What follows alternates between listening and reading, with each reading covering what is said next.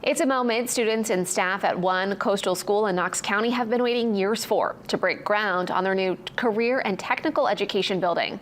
As Alyssa Thurlow reports, the school could not have gotten this far without community support. They've been planning this for like a couple years now, and it's kind of exciting to see it all come together.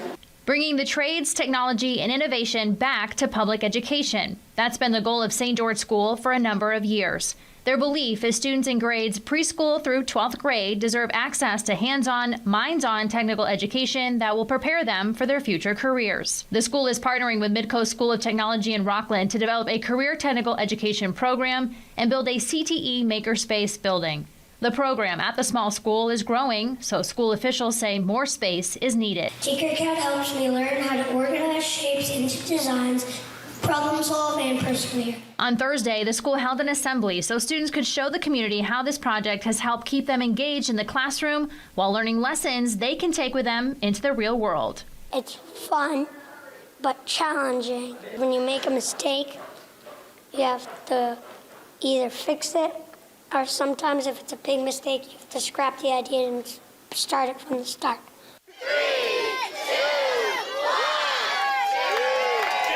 1. Then students dug out their golden shovels and broke ground on the building, which will be used for woodworking, metalwork, boat building, and more. It'll also allow us to reach out to the larger community because the new facility will have adult education, workforce training programs, and open community shop times. We really want this to be an innovation and learning center for our entire community. This new space, which will be filled with the latest technology for students, would not have been made possible if not for fundraising efforts.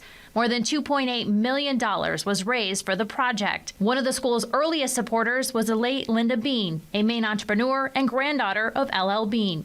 This project has grown since it started, but it was that belief in that contribution early that really kick-started everything into a reality.